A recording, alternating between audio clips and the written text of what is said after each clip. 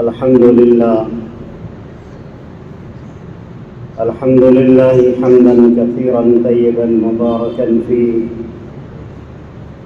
والصلاة والسلام على سيد الأنبياء والمرسلين وعلى آله وأصحابه الطيبين الطاهرين، أما بعد. أعوذ بالله من الشيطان الرجيم. بسم الله الرحمن الرحيم. إن الله اشترى من المؤمنين أنفسهم وأموالهم بأن لهم الجنة يقاتلون في سبيل الله فيقتلون ويقتلون وعدا عليه حقا. صدق الله العظيم. وقال النبي صلى الله عليه وسلم: لغدوة ولروحة في سبيل الله خير من الدنيا وما فيها، أو كما قال عليه الصلاة والسلام. بزرگوں، دوستوں، بھائیوں، دین زندگیوں میں آتا ہے محنت اور مجاہدوں سے، اور دین زندگیوں سے نکل جاتا ہے راحت و آرام سے، کیونکہ آپ سارے انبیاء کی، سارے صحابہ کے بعد سے جتنے اہل اللہ، علماء، محدثین، فقہاء اس امت میں گزرے ہیں، سب کی زندگیاں دیکھیں. ہر ایک نے اپنی زندگی میں محنت کی ہے اللہ والا بننے کے لیے اور اپنے آپ کو اللہ والا بنانے کے لیے، اور ہر ایک بندہ اپنے اللہ سے اسی وقت قریب اور اسی وقت مقبول ہوتا ہے جب یہ اپنی ذات پر، اپنے آپ پر مجاہدے کی کوشش کرتا ہے. من جاہد لنفسہ فہو فی سبیل اللہ، او کما قال علیہ الصلاۃ والسلام. آج ہم لوگ اللہ کے راستے میں نکلتے ہیں تو کس چیز کا مجاہدہ اللہ کے راستے میں کرتے ہیں؟ بھائی کھانا گھر پر بھی کھاتے تھے، یہاں بھی کھاتے ہو. آرام گھر پر بھی کرتے تھے، یہاں بھی کرتے ہو. جی، یہاں تو ماشاءاللہ ہر وقت کھانے کی، آرام کی ٹائمنگ ہے، گھر پر نہیں تھی. یہاں پر تو سب ٹائمنگ کے ساتھ چل رہا ہے. اب مجاہدہ کس کا ہے؟ اب مجاہدہ یہ ہے کہ آپ جو اپنے آپ کی مانتے تھے، اپنے جی کی اور اپنے نفس کی،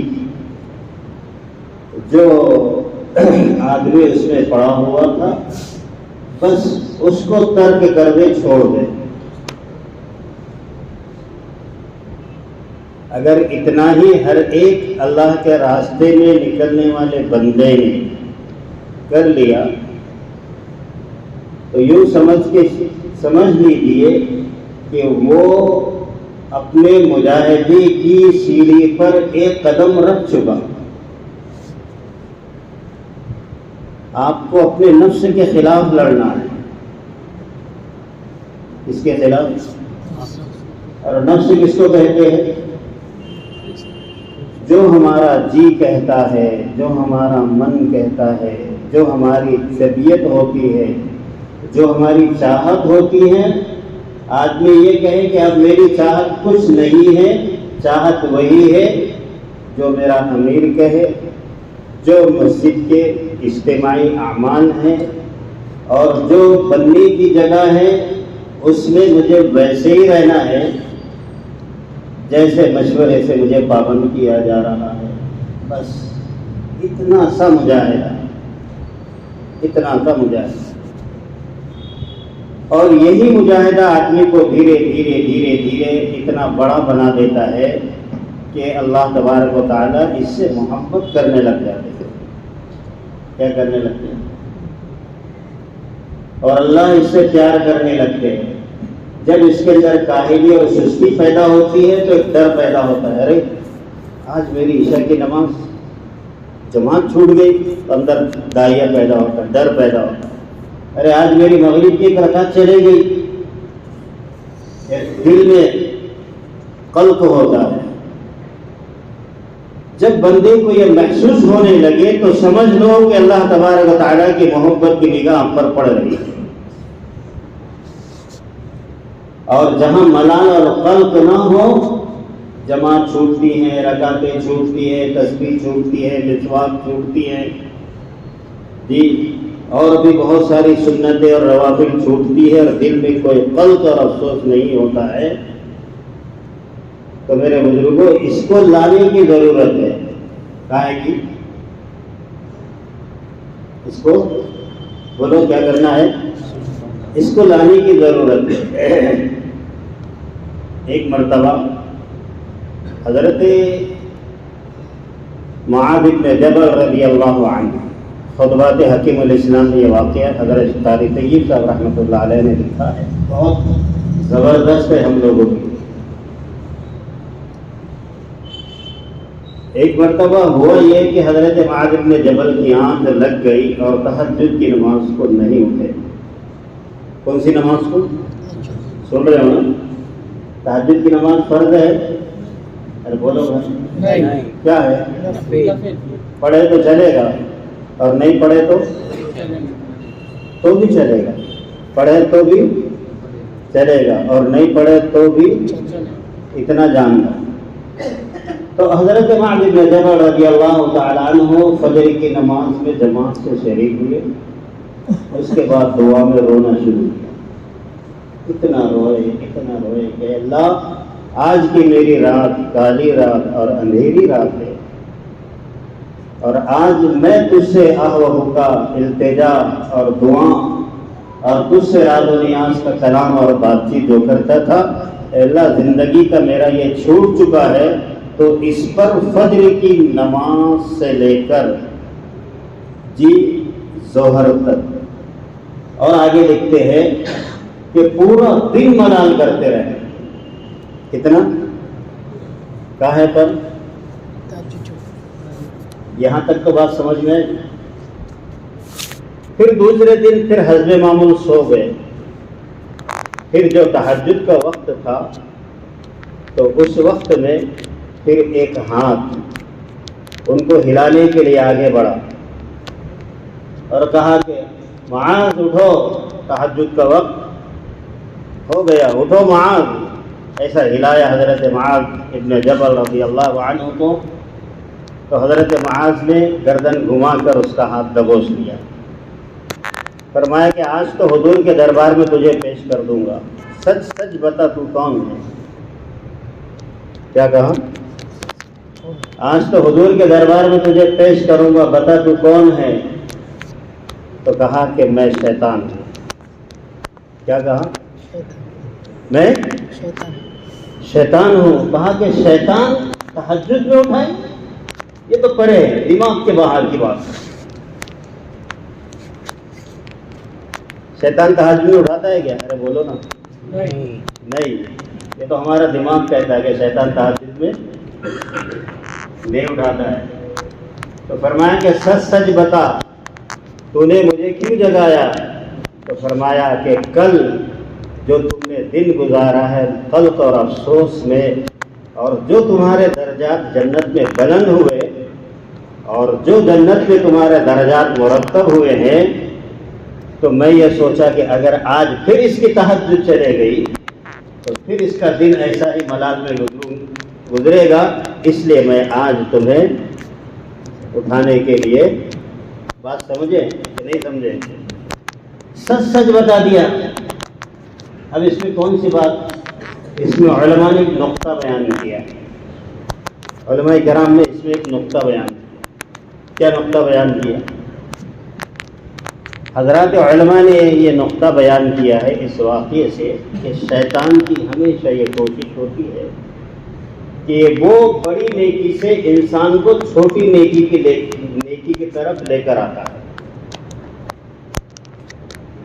اس کی طرف لے کر آتا ہے بڑی نیکی سے چھوٹی نیکی کی طرف. تہجد میں اٹھ کر نماز کا پڑھنا بہتر ہے اس سے کہ دن بھر تم ملال کرو، کیونکہ دن بھر جو تم ملال کر رہے ہیں تو اس پر تمہارے درجات، تو چلو ان کو تہجد میں اٹھا دو. تو ہمیشہ شیطان ہر ایک کے ساتھ اسی میں لگا رہتا ہے. کیا کرتا ہے؟ اسی میں کہ بس بڑی نیکی سے چھوٹی نیکی کی طرف لے کر آتا ہے. اب کیسے لائے گا؟ جب یہ اس کا اجتماعی عمل کا ٹائم ہوتا ہے تو اس کو انفرادی عمل میں لگا دے گا، ذکر میں لگا دے گا، نفل میں لگا دے گا، تلاوت میں. عمل کون سا چل رہا ہے؟ ارے بولو تو بڑا عمل کون سا ہے کہ نفل عمل؟ انفرادی عمل بڑا ہے یا اجتماعی؟ ہمیشہ یاد رکھنا، ذہن میں رکھنا. اس کی کوشش ہوتی ہے کہ بڑی نیکی سے چھوٹی نیکی کی طرف، بڑے عمل سے چھوٹے عمل کی طرف لانے پر تلا ہوتا ہے اور یہ اطمینان دلاتا ہے، ارے میں کتنا ہوشیار ہوں، میں کتنا سمجھدار ہوں، اور میں کتنا چالاک ہوں، اور میں کتنا متقی اور پرہیزگار ہوں. ان کو کیا سمجھتا ہے؟ تسبیح پڑھنے پر اللہ درجات بلند کریں گے تو بڑے کام سے ہٹا کر کہاں لگا دیا؟ یہ بھی خوش جی اور وہ بھی خوش. تو کس کو خوش کر رہے ہیں؟ اپنے جی کو، اپنے من کو، اپنے آپ کو. بات سمجھ رہے ہیں؟ میں تو دوست بزرگوں جو بات عرض کر رہا ہوں یہ ہم سب کے لیے، اللہ کے راستے میں جانے والوں کے لیے، جو لوگ اللہ کے راہ میں نکلے ہوئے ان کے لیے جی. کیونکہ ہمارا دعوت کا کام سب کے ذہنوں میں یہ ہو کہ ہم آخرت بنانے کے طالب ہیں. مقصود ہمارا آخرت کا بنانا ہے. کیا بنانا ہے؟ اگر آخرت مقصود ہے تو پھر ہمارا ہر گھنٹہ، ہر دن، ہر لمحہ، ہر رات، ہر دن ہمارا آخرت کی ترقی کی طرف ہو. اور جیسا جیسا ہمارا آخرت کا طرف ہمارا دن گزرے گا تو ہم کامیاب ہوتے رہیں گے.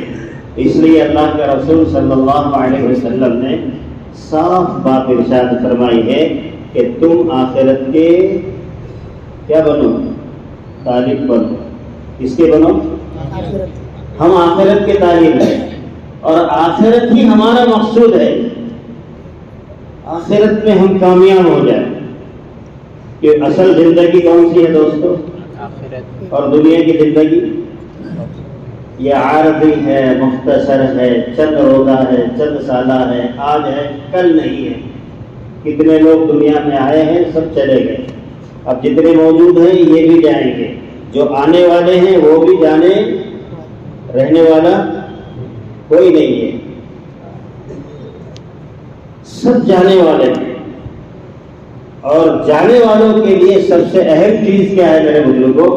میں حضرت مولانا یوسف صاحب رحمۃ اللہ علیہ کی بات آپ کو بہت اہم ہے، جس کو حضرت ہمیشہ کہا کرتے تھے، اس کو تھوڑا ذہنوں میں بٹھا لیجیے.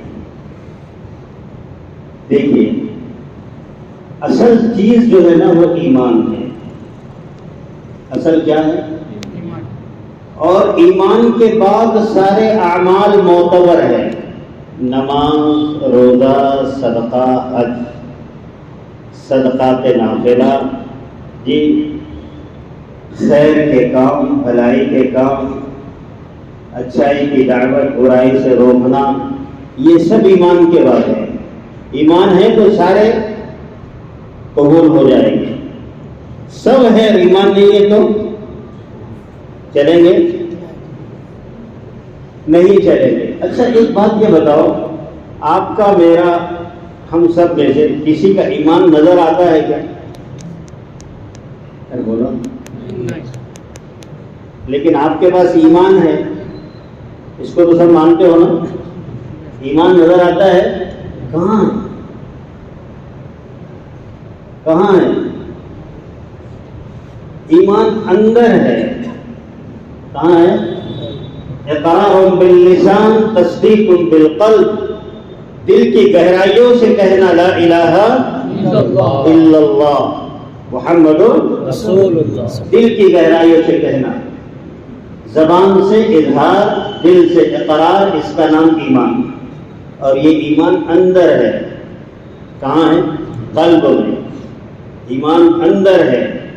اور آج اس محنت کے ذریعے سے سب کو اپنے اندر کی چیز بنانا ہے. یہ میں آپ کو بتا رہا ہوں. ایمان بنانا ہے، نماز بنانی ہے، علم بنانا ہے، ذکر بنانا ہے، اخلاق بنانا ہے، اخلاص بولو بنانا ہے. یہ سب اندر ہے، ظاہر میں کچھ نہیں. یہ سب کہاں ہے؟ اندر. بھائی نماز پڑھ رہے ہیں تو نماز پر کیا ملے گا؟ ہمارے نبی نے بتایا، ہمیں بتایا نا. ایک نماز بندہ جماعت کے ساتھ پڑھ لے تو اس کو کتنی نیکیاں ملتی ہے؟ کوئی بتائے گا؟ 3,35,54,432 نیکیاں ایک نماز پر ملتی ہیں. کتنی ملتی ہیں ایک نماز پر؟ 5 نمازوں پر. یہ ہمارے نبی نے بتایا یہ ملے گا تمہیں. دن بھر کی نمازوں پر کروڑوں نیکی آپ کو مل گئی، صرف نماز پر 5 نمازوں پر. یہ تقریباً 18 کروڑ ہو گئی. کتنی ہوئی؟ ایک 5 نماز آپ نے پڑھ لی، اتنی نیکی جمع کر لی.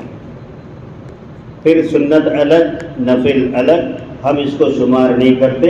صرف وہ رکعتیں جو آپ نے جماعت سے پڑھی ہیں یہ اس کا ثواب ہے. یہ وہ نمازیں جو آپ نے جماعت سے پڑھی ہیں اس کا ثواب ہے. اب یہ نظر آ رہا ہے کسی کو؟ جی. تو میرے بزرگوں دوستو، اندر والی چیز کو بنانے کی محنت میں لگو گے، اندر والی مایا کو بنانے کی فکر کرو گے، اندر والی چیز کو سنوارنے کی فکر کرو گے تو آپ کے بدن کو اٹھا کر قبر کے گڑھے میں ڈالا جائے گا. میرے اور آپ کے بدن کو کہاں ڈالا جائے گا؟ اب اندر کیا لے کر گئے قبر میں؟ کیا لے کے گئے؟ کپڑے اتار لیے گئے، سونے چاندی نکال لیا گیا، بنگلہ اور کوٹھی گھر یہی رہ گیا. جتنے ساز و سامان راحت و آرام کے تھے سب گھر والوں نے رکھ لیے ہیں. اس میت کے کپڑے جو پہن کر چلتا پھرتا تھا وہ بھی اتار کے رکھ لیے، 2 چادروں میں لپیٹ کر اس کو ڈال دیا گیا. منہا خلقناکم وفیہا نعیدکم ومنہا نخرجکم تارۃ اخری. اسی سے تم کو پیدا کیا، اسی میں تم کو لوٹایا گیا، پھر اسی میں تمہیں ڈالا گیا، پھر اسی سے تمہیں نکالا جائے گا. یہ ہماری ابتدا اور انتہا ہے. تو اترانا کس پر؟ جوانی پر، مال پر، دولت پر، ڈگری پر، ہنر پر، عقل پر. کیوں اتراتے ہو؟ کیوں اکڑتے ہو؟ اکڑنے والے پچھتانے والے ہیں، اترانے والے پچھتانے والے ہیں. اکڑ اللہ کو پسند نہیں ہے، اترانا اللہ کو انہ لیئوس کفور. نافرمانی کرنے والے اللہ کو پسند نہیں ہے. کس بات پر اکڑتے ہو؟ کس بات پر ہم جو ہے نا جی کیا کرتے ہیں؟ اترانا پسند ہے. جب سب چیزیں بندے کی رہ جائے گی، سب یہی رک جائے گی، سارے وارثین لے لیں گے، میرے آپ کے ساتھ کچھ آنے والا نہیں ہے. میرے اور آپ کے ساتھ جو آنے والی چیزیں ہیں میرے بھائی، یہ وہ اندر کی بنی ہوئی چیزیں. ایمان ہے تو ساتھ آئے گا، نماز ہے تو ساتھ آئے گی، علم ہے تو ساتھ آئے گا، ذکر ہے تو بولو میں ساتھ آنے والی چیزوں کی محنت کروائی جا رہی ہے تاکہ ہمارا دل ان کے بغیر نہ لگے. ہمارا دل ایمان کے بغیر 24 گھنٹے نہ لگے. ہر وقت ایمان کی دھن، ایمان کی فکر، ایمان کی سوچ، ایمان کے بارے میں متفکر، ایمان کے بڑھانے میں غور و فکر، ایمان کے بڑھانے میں اپنے آپ کو مشغول کرنا اور لگانا، یہ ہر ایک کے لیے ہے. جتنا ہم اپنے آپ کو اندر کی بنانے کی فکر کریں گے تو یہ ہمارے ساتھ اندر آئے گا. کہاں پر؟ سمجھ گئے؟ اندر سے مراد پھر نماز اس کے سرہانے سے، روزہ اس کے پائٹی سے، اعمال صالحہ دائیں طرف، دوسرے اعمال بائیں طرف. اس میت کو چاروں طرف سے یہ اعمال صالحہ، اسلام کے فرائض، یہ سارے کے سارے میت کو چاروں طرف سے گھیر لیں گے اور اس کی حفاظت کریں گے اس اندھیرے گھڑے میں جہاں پر کوئی اس کو ساتھ نہیں دے گا۔ اس کی دولت، اس کی کرسی، اس کی ڈگری، اس کی ساری چیزیں جو ظاہر میں تھی رہ گئی، اب اندر جو اس کے بنا ہوا تھا وہ سارا اس کے ساتھ قبر میں آ گیا۔ یہ اس کی نگرانی کریں گے، نماز نگرانی کرے گی، ذکر نگرانی کرے گا، علم نگرانی کرے گا، اعمال صالحہ نگرانی کریں گے، حتیٰ کہ بعض وہ صورتیں جو قرآن پاک کی یہ پڑھا کرتا تھا رات اور دن اور قرآن پاک کی تلاوت کیا کرتا تھا، وہ آیتیں اور وہ صورتیں بھی اس کی حفاظت میں کھڑی ہوگی۔ اس کی حفاظت میں لوگ سمجھ رہے تھے سب چھوڑ کر گیا ہے، لیکن لوگوں کو معلوم نہیں ہے کتنا ہوشیار تھا، لوگوں کو پتہ نہیں ہے کتنا عقل مند تھا۔ اس نے اپنے ساتھ سارا وہ سامان لے کر گیا جو اس کے کام آنے والا تھا، وہ ساری چیزیں انہیں اپنے ساتھ لے کر گیا، توشہ ساتھ لے کر گیا ہے۔ کیا کیا ہے؟ سارا توشہ ساتھ لے کر گیا۔ اس لیے حدیث میں سورہ ملک کے بارے میں آتا ہے، قرآن پاک کی سورہ ملک 29 پارے کی پہلی سورت، اس کا نام ہے سورہ مجادلہ۔ کیا نام ہے؟ مجادلہ کے معنی آتے ہیں جھگڑا کرنے والا، لڑائی کرنے والا۔ اگر کوئی بندہ روزانہ سوتے وقت اس سورت کا اہتمام کرے، یومیہ، روزانہ کیا کریں؟ روزانہ سوتے وقت سورہ مجادلہ پڑھیں۔ 2 رکوع ہیں، 3 منٹ میں پڑھ سکتا بندہ، بہت زیادہ مشکل سے پڑھا جاتا ہے تو 5 منٹ۔ کتنی دیر میں؟ 5 منٹ میں۔ یہ سورت اگر روزانہ بندہ پڑھنے کا معمول بنا لے تو منکرین سے جھگڑا کریں گی یہ سورہ ملک۔ منکرین بولے تو جی وہ فرشتے جو اس کا حساب لینے کے لیے آنے والے ہیں،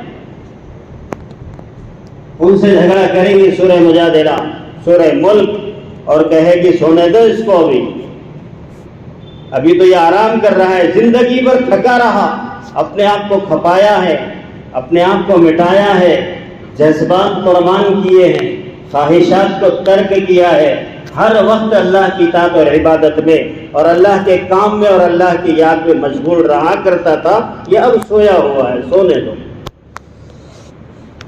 کون آیا؟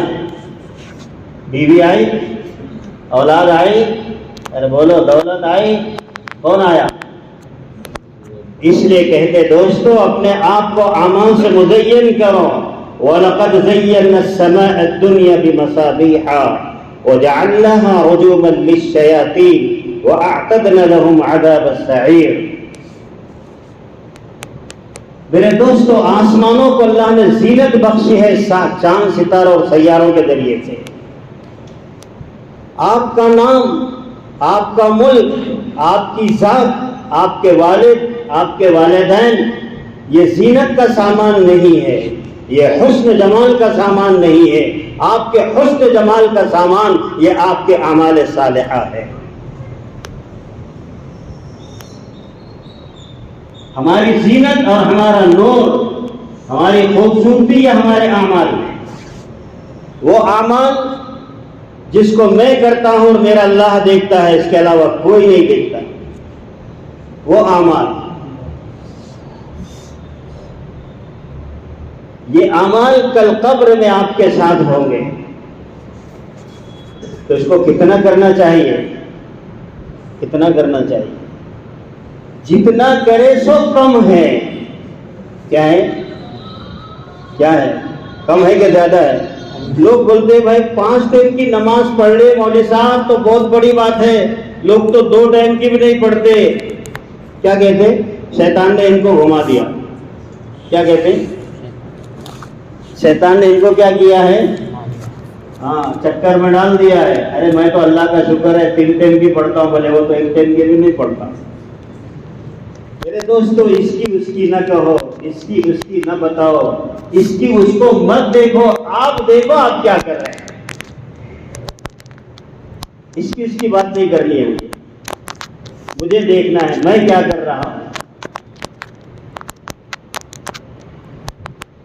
جب میں کروں گا تو یہ میرے ہی لیے سرخرو ہونے کا ذریعہ، نجات کا ذریعہ، کامیابی کا ذریعہ بنے گا۔ ایک مرتبہ حضرت علی لکھا ہے حیات الصحابہ میں، حضرت علی کا واقعہ بڑا عجیب لکھا ہے۔ جیسے میں نے ایک واقعہ آپ کو پہلے سنا ہے، دوسرا سنو۔ حضرت علی رضی اللہ عنہ اشراق کی نماز کے بعد یہ اپنی ہتھیلیاں دونوں ایسے الٹ پلٹ کر رہے تھے، ایسے الٹ پلٹ کرتے ہوئے بیٹھے تھے، اور اس ہیئت کو چند صحابہ نے دیکھ کر ان کی اس ہیئت کو حدیث میں نقل کیا ہے۔ تو فرمانے لگے اے علی کیا بات ہے، بڑے متفکر نظر آتے ہیں اور بہت فکر میں لگتے ہو، کیا بات ہے؟ اور آپ اپنے ہاتھ کو الٹ پلٹ کر رہے ہیں۔ تو کہتے تھے ہائے یہ دنیا، آپ کے جملے ہیں یہ، ہائے یہ دنیا، کتنوں کی زندگی کو اجاڑا اور برباد کیا ہے اس نے، اور پتہ نہیں آخرت تک کتنوں کی زندگیوں کی اجاڑ دے گی، برباد کر دے گی۔ اور پھر قلق اور ملال کرنے لگے اپنے بارے میں یہ کہنے لگے، کیا بہت عجیب جملہ ہے، بہت عجیب جملہ، یوں کہنے لگے اے دنیا بدتو کی ثم بدتو کی ثم بدتو کی، اے دنیا تو اگر ہماری طالب ہے اور حریص ہے، ہماری طرف نگاہ اٹھا کر دیکھتی ہے تو تجھے طلاق، اگر تو ہماری طرف جھانکتی ہے اور نگاہ دوڑاتی ہے تو پھر تجھے طلاق۔ پھر یہ کہنے لگے کہ ہم دنیا کے حریص اور دنیا کے طالب نہیں ہیں، ہم تو آخرت کے طالب اور حریص ہیں۔ کیا کہنے لگے؟ پھر کہنے لگے ذہبک قلیل وسفرک طویل، جی، اور یہ کہنے لگے عمر بہت مختصر ہے، العمر قلیل، عمر بہت تھوڑی ہے، سفر بہت لمبا ہے، پتہ نہیں کامیاب ہوں گے یا نہیں ہوں گے، وزادک قصیر، توشہ بہت تھوڑا ہے، توشہ بہت تھوڑا ہے۔ پھر یہ ساری گھاٹیاں، اللہ اکبر، یہ ساری گھاٹیوں کا ذکر، قبر کی تنہائی، قبر کا اندھیرا، پتہ نہیں وہاں کیا ہوگا، اس کے بارے میں رونے لگے۔ پھر منکرین اتنے وحشتناک، ان کو دیکھ کر ہی لوگ کانپیں گے اور ڈریں گے، اتنی خطرناک ان کی شکل و صورت، لیکن اللہ کے رسول صلی اللہ علیہ وسلم پر لاکھوں کروڑوں مرتبہ درود ہو میرے آقا مدنی محمد رسول اللہ صلی اللہ علیہ وسلم۔ اللہ کے رسول نے اس نے بچنے کا ازالہ بھی بتا دیا، ازالہ بھی کر دیا، دفاع بھی کر دیا، اور بتلا بھی دیا گھبراؤ مت، اگر تم زندگی ایسی گزارو گے جیسے میں نے تمہیں میں بتا کر گیا ہوں، زندگی ایسی گزارو گے تو پھر یہ وحشتناک مناظر یہ تمہارے لیے نہیں ہوں گے، بلکہ ان وحشتناک منظروں سے اللہ تمہیں معمول رکھے گا۔ کیا کرے گا؟ خیر، آگے بڑھتے ہوئے پھر حضرت علی رضی اللہ عنہ آخرت کی ساری منزلوں کو دیکھ کر بہت روئے، اتنا روئے کہ روتے روتے آپ کی داڑھی مبارک تر ہو گئی۔ یہ ان کی تنہائیاں تھی، کیسی تھی؟ ابھی ایک بھی اجتماعی عمل نہیں۔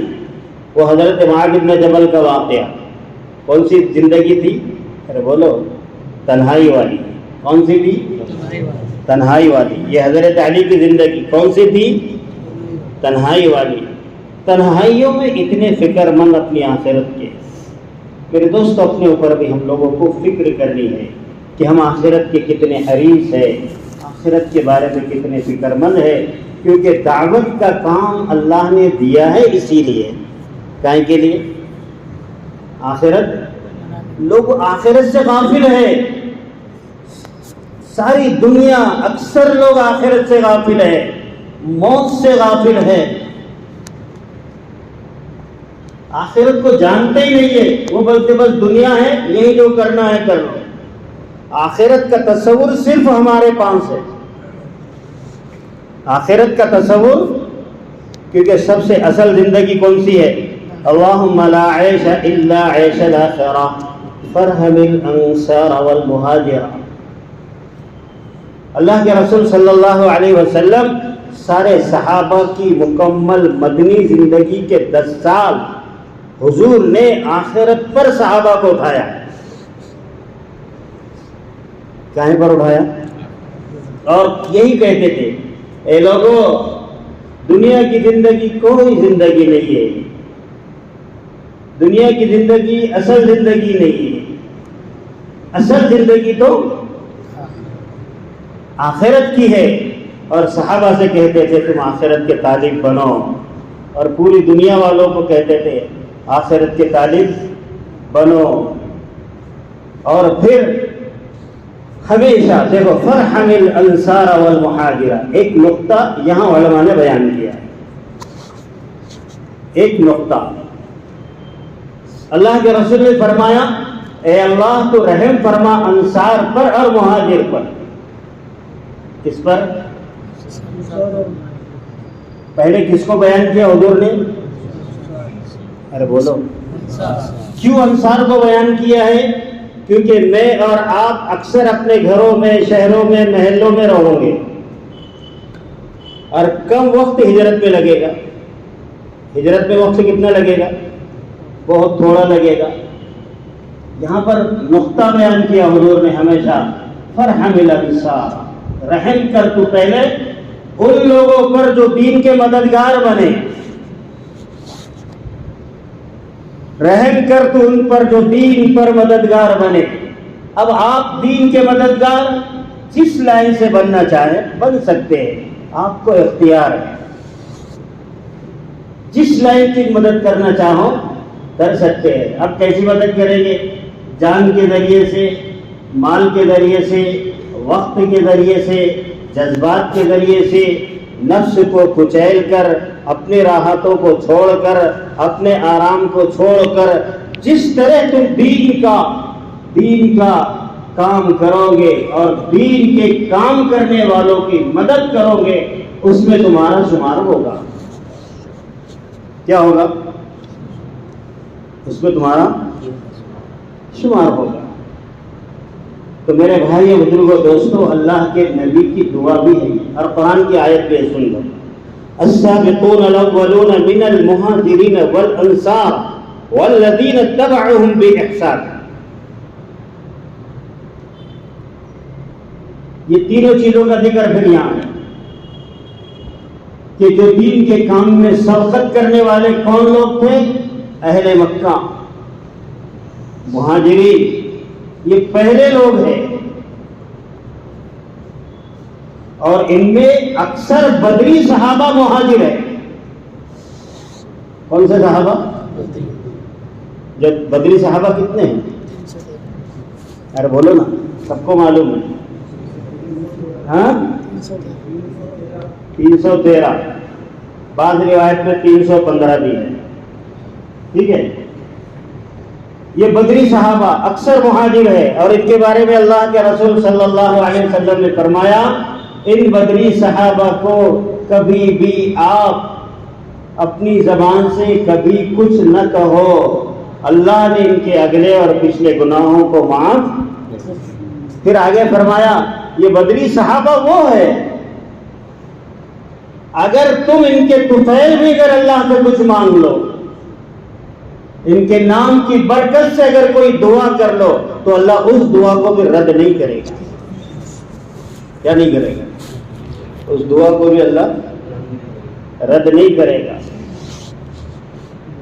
تو میرے بھائی اور بزرگوں دوستو، اللہ نے زندگی ہم کو جو دی ہے یہ صرف دن اور رات گزارنے کے لیے نہیں ہے، بلکہ میرے بھائیوں ہم سب کو اپنی اور اپنے اہل و عیال کی، اپنی اور پوری امت کی فکر کرنے کی ضرورت ہے کہ میں کیا کرتا ہوں، میرے گھر والے کیا کرتے ہیں، میری اولاد کیا کرتی ہے، اور میری فکر کیا ہے، میری سوچ کیا ہے اور کیا ہونا چاہیے.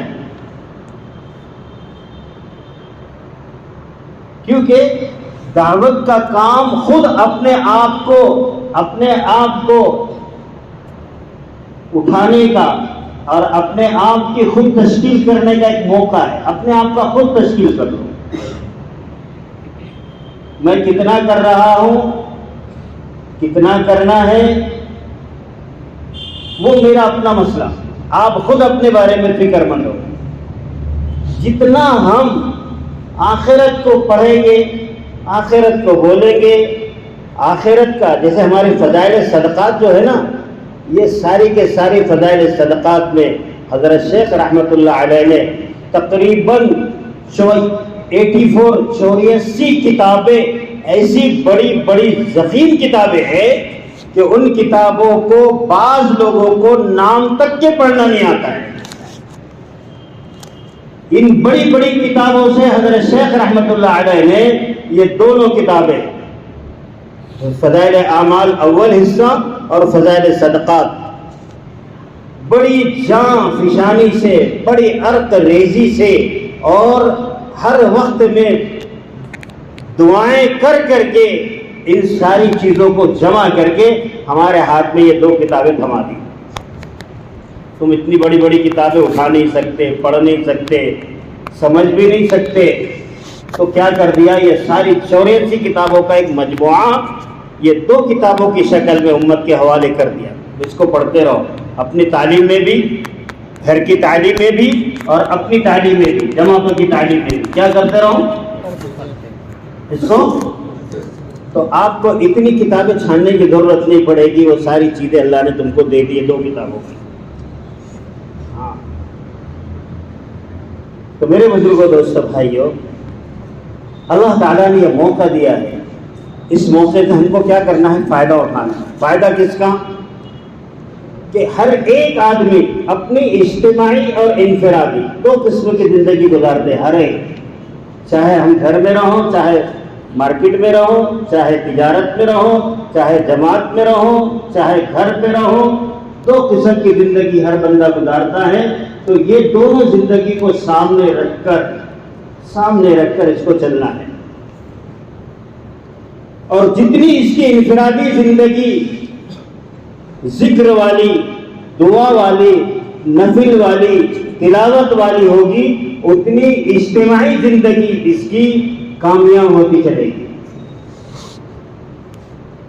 کیونکہ انفرادی اعمال اپنی ذات کی ترقی کے لیے، میری اپنی ذات کا انحصار یہ انفرادی عملوں پر ہے، اور یہ انفرادی اعمال ہم جتنے پابندی سے اپنے آپ کو پابند بنا کر کریں گے وہ اپنے آپ اپنے لیے ہوں گے، اور اجتماعی اعمال اس کے ذریعے سے اللہ ہدایت بھی دے گا، اس کے ذریعے سے تربیت بھی کرے گا۔ کیا کرے گا؟ اجتماعی عملوں سے تربیت بھی ہوگی اور اس کے ذریعے سے ہدایت بھی ہوگی۔ تو یہ دو چیزیں ہمیں لے کر چلنا ہے۔ اپنے آپ کو کبھی بھولو مت، کبھی دوسروں پر نگاہ مت کرو، کبھی اوروں کی طرف مت دیکھو۔ ہر بندہ، ہر ایک شخص اپنے بارے میں سوچتا رہے کہ مجھے اکیلے قبر کے گڑھے میں جانا ہے، میری اولاد نہیں آئے گی۔ جن لوگوں کے لیے میں وقت لگا رہا ہوں، زندگیاں کھپا رہا ہوں محنت کر کر کے، بیوی بچوں کی خاطر سب قربان کر رہا ہوں، لیکن یہ میرے کام آئیں گے؟ جی، اللہ تعالیٰ ان کے کھلانے کا، یہ حدیث دوسری، ان کی پرورش کرنے کا، ان کو حلال لقمہ کھلانے کا، ان کی تربیت کرنے کا اللہ تم کو اجر ضرور دیں گے، اس میں کوئی شک نہیں۔ اس لیے حدیث میں آتا ہے کسب الحلال فریضۃ بعد الفرائض۔ کیا ہے؟ جہاں اسلام کے بہت سے فرائض ہیں، اس کے بعد محنت کش حلال روزی کمانا یہ بھی ایک فرائضوں میں سے ایک فرض ہے۔ تو اللہ تعالیٰ اس پر ہماری گھر والوں کی تربیت پر، گھر والوں پر جو خرچ کریں گے اس کا اجر تو اللہ دے گا ہی، لیکن اپنے آپ کو کبھی غافل نہ سمجھیں، اپنی فکر میں لگے۔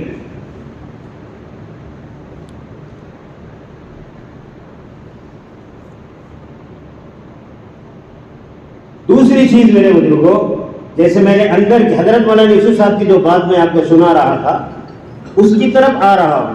اب جیسے ہم نے ایمان بنایا، ایمان کے ساتھ نماز بنائی، لیکن اس نماز کو ہمیں کہاں لے جانا ہے؟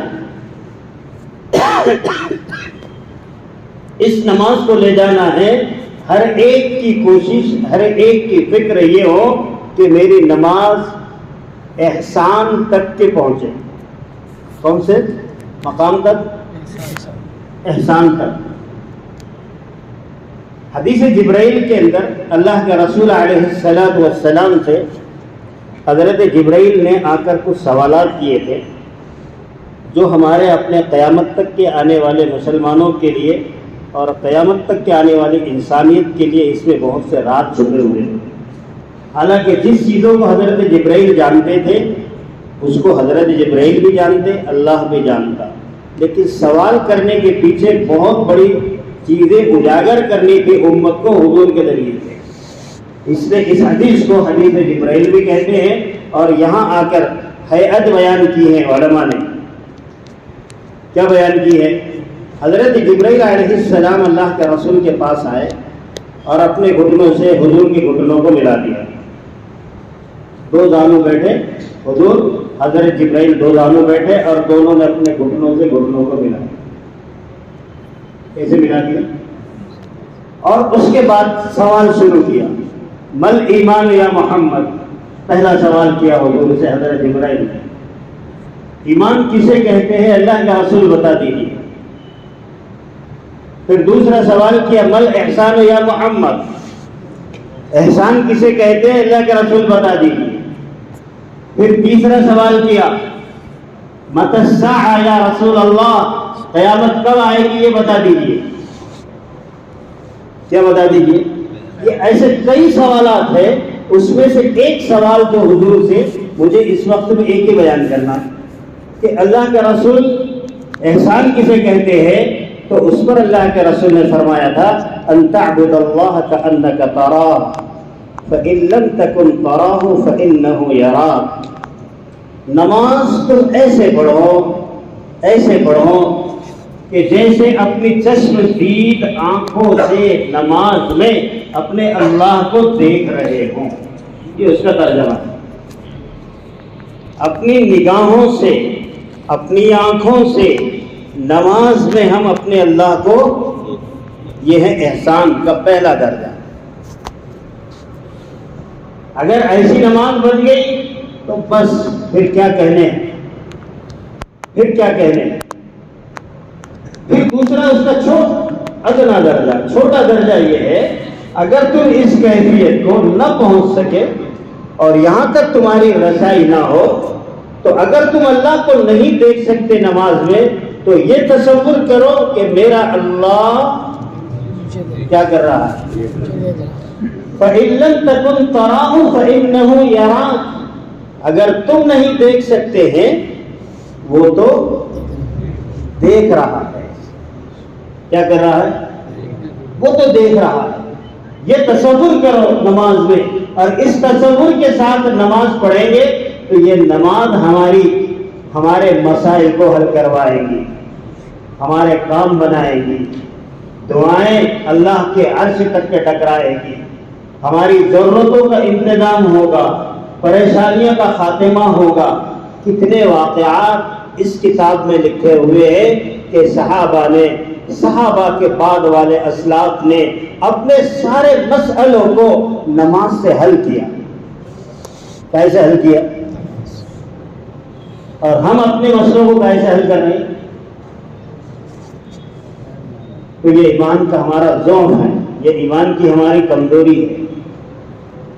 ایمان کا اعلیٰ درجہ کیا ہے؟ اس میں حضرت مولانا یوسف رحمۃ اللہ علیہ نے اس احسان کی تشریح دوسرے انداز میں کی تھی۔ نماز اس کو کہتے ہیں مخلوق سے کٹ کر خالق سے ملنے کا نام نماز ہے۔ کس سے کٹ کر؟ مخلوق سے کٹو اور خالق سے جڑو۔ مخلوق سے کٹ کر خالق سے ملنے کا نام نماز ہے۔ نماز میں اللہ اور بندہ ایک ہو گیا تو اس بندے کے سارے مسئلے حل ہو جائیں۔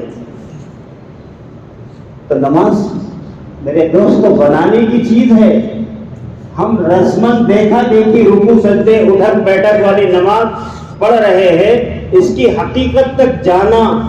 جیسے صحابہ گئے تھے، صحابہ نے رکوع اور سجدہ صحیح کیا، اذکار اور ارکان صحیح کیے، کیونکہ وہ جانتے تھے کہ میرے مسئلے نماز سے حل ہو گئے. تو نماز کو اتنے اعلیٰ درجے پر لے کر گئے، اتنی اعلیٰ مقام تک لے کر گئے کہ نماز کی نیت باندھنے کے بعد وہ ایسے مستغرق ہو جاتے تھے کہ وہ دنیا سے بالکل لا تعلق، کوئی تعلق نہیں. نیت باندھ دے تو صحابہ کے بارے میں مشہور تھا نا، کیا مشہور تھا بھائی؟ اگر کسی کو کسی غزوے اور جنگ میں کوئی تیر لگ گیا، کوئی بھالا چبھ گیا جی، تو مشورہ ہوتا تھا یہ نماز کی نیت باندھ لیں گے تو کھینچ لینا. کیا مشورہ ہوتا تھا بھئی؟ یہ نماز کی نیت باندھ لے تو نکال لینا، کیونکہ نماز کی نیت باندھنے کے بعد ایسے مستغرق ہوتے کہ اپنی دنیا کو، اپنے ساری چیزوں کو بھول جاتے تھے، ایسے نماز پڑھتے تھے. اللہ ویسے نمازیں ہمیں بھی پڑھنے کی توفیق دے. ایسی نمازیں تھی صحابہ کی. ایک مرتبہ نکاح کر کے آئے، ایک صحابہ نکاح کر کے آئے، اور آنے کے بعد انہوں نے عشاء کے بعد آپس میں مشورہ کیا کہ نکاح ہو گیا ہمارا، چلو شکرانے کی نماز پڑھتے ہیں.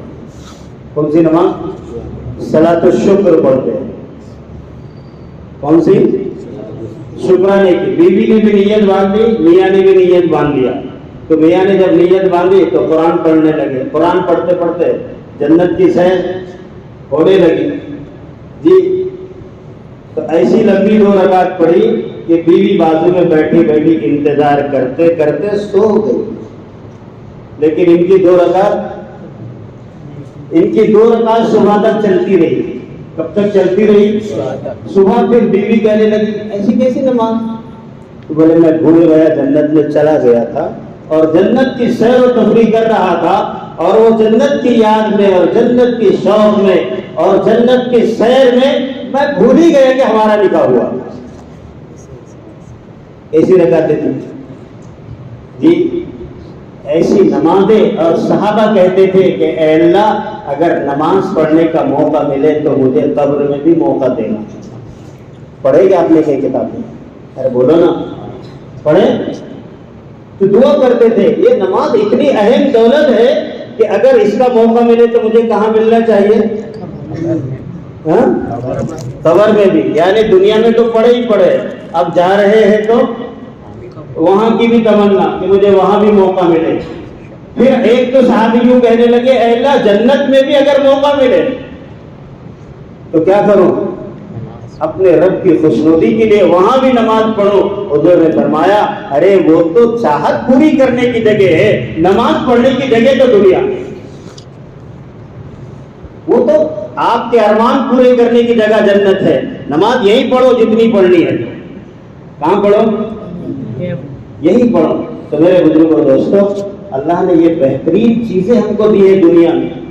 یہ اعمال ہے. میں نے آپ کو یہ 2-3 چیزیں جو موٹی موٹی بتلائی ہے نا، یہ ہمارے اپنے لیے اور اپنے گھر والوں کے لیے اور اپنی اولادوں کے لیے یہ بہت ضروری ہے کہ اس کے اندر ہم لوگ آگے بڑھیں.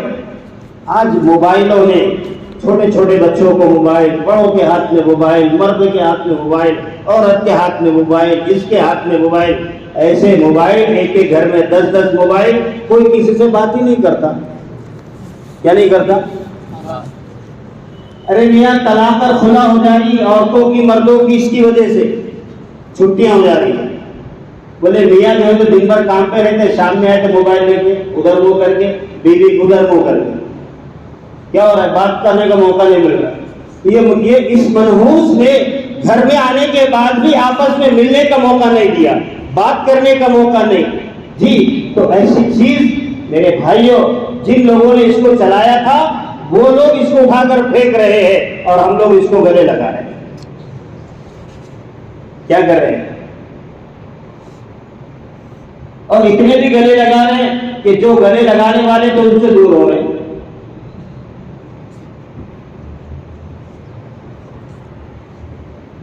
تو یہ وقت ہمارا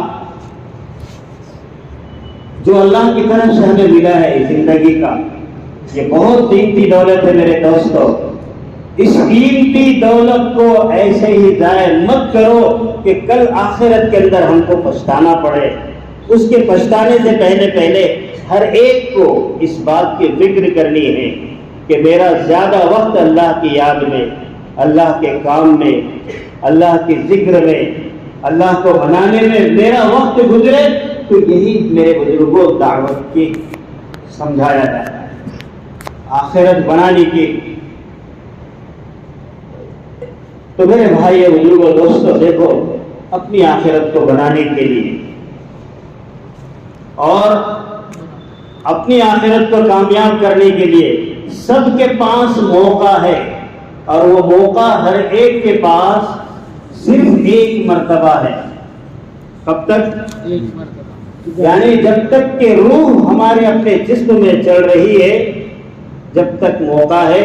روح جسم سے جدا ہو گئی، موقع ختم ہو جائے گا. اللہ ہم سب کو سمجھنے کی توفیق دے. اب اس کے لیے نیت کرو، ارادے کرو، بتلاؤ کہ کون کتنے وقت کے لیے اللہ کے راستے میں نکلے. بتاؤ. درود شریف پڑھ لیجیے. اللہم صلی علی محمد وعلی آل سیدنا و مولانا محمد وبارک وسلم. یا اول الاولین و یا آخر الاخرین، یا حی یا قیوم برحمتک نستغیث، یا ذا الجلال والاکرام، یا ذا الجلال والاکرام. اللهم اغفر للمؤمنين والمؤمنات والمسلمين والمسلمات. اللهم إنا نسألك العفو والعافية والمعافاة الدائمة في الدين والدنيا والآخرة. توفنا مسلما والحقنا بالصالحين. اے اللہ ہم سب کے گناہوں کو معاف فرما. مولا کریم قصوروں سے درگزر فرما. اے اللہ سیئات و حسنات سے مبدل فرما. اے اللہ ہم سب کو ایمان کامل عطا فرما، یقین صادق نصیب فرما. اے اللہ ایمان کی حقیقت عطا فرما. اے اللہ اپنا تعلق نصیب فرما، اپنے مخلص اور محبوب بندوں میں شامل فرما. اے اللہ دنیا اور آخرت کو کامیاب بنا. دونوں جہاں میں اے اللہ سرخوری عطا فرما. دونوں جہاں کی اے اللہ ناکامی سے ہم سب کی حفاظت فرما. اے اللہ تو ہم سے راضی ہو جا، ہمیں اپنے نیک بندوں میں شامل فرما. اے اللہ ہمیں معاف فرما، پوری امت کو معاف فرما. اے اللہ ہمیں اور پوری امت کو سچی پکی توبہ کی توفیق عطا فرما. اے اللہ ہم پوری امت کی طرف سے اے اللہ استغفار کرتے ہیں. اے اللہ پوری امت کو معاف فرما. اے اللہ رحمت بارہ کا نزول فرما. اللہم اغثنا غیثا مغیثا مریئا مریئا عاجلا غیر آجل نافعا ولا ضار. اللہم سیبا نافعا، اللہم سیبا نافعا، اللہم سیبا نافعا. ربنا آتنا في الدنيا حسنة وفي الآخرة حسنة وقنا عذاب النار. اے اللہ ہماری اور پوری مجمع کی مغفرت فرما. اے اللہ ہمارے والدین جو دنیا سے گئے ہیں ان کی مغفرت فرما. جن کے والدین حیات ہیں ان کی عمروں میں برکت عطا فرما. اے اللہ ہمیں اور ہماری اولاد کو نیک اور صالح بنا، ہماری آنکھوں کی ٹھنڈک بنا. اپنے کرم سے ہماری دعاؤں کو قبول فرما. جزا اللہ محمد اللہ و آلہ صلی اللہ علیہ وسلم برحمتک یا